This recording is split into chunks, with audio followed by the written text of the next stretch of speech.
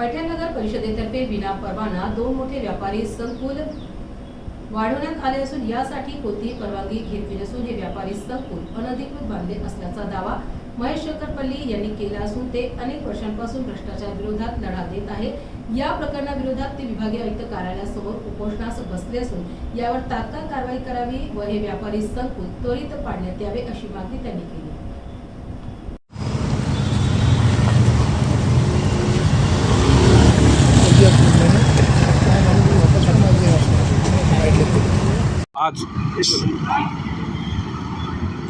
आज विभागीय आयुक्त कार्यालयासमोर सिल्लोड नगर परिषदेच्या बाबत जे अनधिकृत गाळे बांधल्या गेलेले आहेत म्हणजे दुकान बांधल्या गेलेले आहेत त्याबाबत उपोषणाला सुरुवात होत आहे।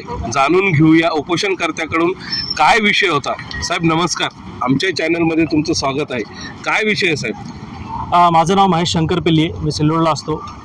सिल्लोड नगर परिषदने सर्वे नंबर 3 मध्ये त्यांनी 2 मोठे व्यापारी संकुल बांधलेले आहेत आणि आमचा असा आरोप आहे की हे दोन्ही व्यापारी संकुल बांधताना त्यांनी MRTP त्याचप्रमाणे UDCPR तसेच प्रचलित आता गाईडलाईन दिलेले SSR यामधील तरतुदी आणि नियमाचे त्यांनी अजिबात पालन केलेले नाही। त्यामुळे हे दोन्ही कॉम्प्लेक्स इल्लीगल म्हणजे अनधिकृत आहेत आणि ते तोडण्यात यावे असं आमची मागणी आहे। सर, हे आपण म्हणता हे अनधिकृत कॉम्प्लेक्स आहे, पण यासाठी काही परवानगी वगैरे घेतली नाही, याचे आपल्याकडे काही पुरावे आहेत का? ती जागा सध्या आरक्षित आहेत, तिथं शॉपिंग कॉम्प्लेक्स प्लस त्यांनी पार्किंगसाठी जागा आरक्षित ठेवली होती। आणि ऑलरेडी त्यांनी एक कॉम्प्लेक्स पहिले बांधलेला आहे आणि पार्किंगच्या जागेत त्यांनी आता दुसरं एक कॉम्प्लेक्स बांधलेलं आहे। तसे ते पुरावे सगळे आम्ही आता कलेक्टरला दिलेले आहेत। कलेक्टरनं नगर रचनेकडे पत्र देऊन त्याच्यावर सखोल अहवाल मागितलेला आहे।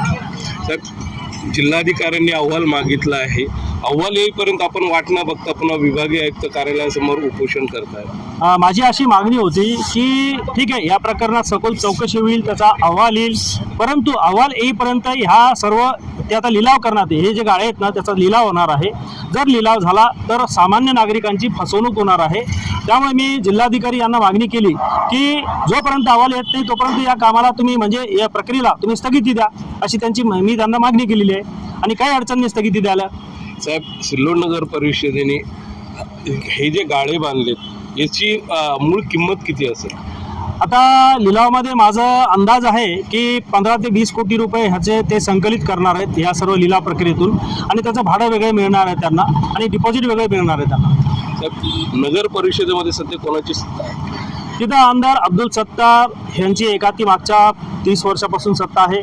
त्यांचा मुलगा अब्दुल समीर हा तिथे नगराध्यक्ष आहे आणि सलग 30 वर्षापासून एकाती सत्ता असल्यामुळे पूर्ण मनमानी कारभार तिथं चालतो। सर, आपल्यावर आरोपही होतात की आपण अब्दुल सत्तारच्या एकट्याच्याच मागे लागलेले आहेत, काही कारण नसताना आपण त्यांना त्रास देतो?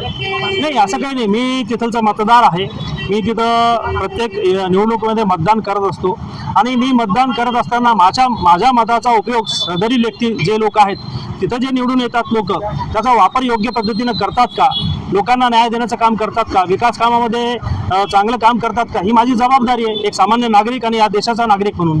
साहेब, आपण आता उल्लेख केला आहे तिथे ज्यांची सत्ता आहे ते सत्ताधारी पक्षाचे आमदार आहे, आपल्याला असं वाटतं का न्याय मिळेल? 100%, कारण जर पुरावे आपल्याकडे भक्कम असतील आणि आपला लढा जर कायद्याच्या दृष्टीने कायदेशीर पद्धतीने जर आपण लढलो तर 100% न्याय मिळेल। त्याच्यात अडचणी येतात परंतु न्याय 100% मिळतो।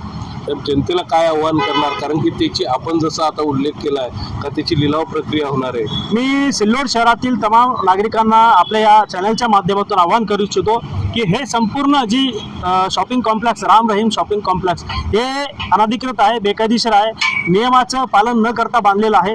त्यामुळे जर ह्या गाळे लोकांनी जर खरेदी केले किंवा लिलावात भाग घेतला, पैसे भरले तर माझं असं म्हणणं आहे की ह्या लोकांचे पैसे उद्या कदाचित पाण्यात जाऊ शकतील जर उद्या कारवाई झाली तर। त्यामुळे कोणतीही शहनिशा पडताळणी न करता जोपर्यंत या प्रकरणामध्ये अहवाल येत नाही तोपर्यंत लोकांनी लिलाव प्रक्रियेत भाग घेऊ नये आणि कोणत्या प्रकारे पैसे भरू नयेत अशी माझी मागणी आहे। हे होते आपल्याबरोबर उपोषणकर्ते महेश शंकरपल्ली। आज आपण जर बघितलं तर सिल्लोड नगर परिषदेमध्ये माजी पालकमंत्री अब्दुल सत्तार यांची सत्ता आहे, एक हाती सत्ता त्यांची सिल्लोड नगर परिषदेमध्ये 30 वर्षापासून आहे। बघूया यांच्या उपोषणाला आणि यांच्या आंदोलनाला कितपत यश येते, कारण की तिथे सत्ताधारी पक्षाच्या आमदारांची सत्ता आहे. युसेन टीव्हीसाठी मी राज.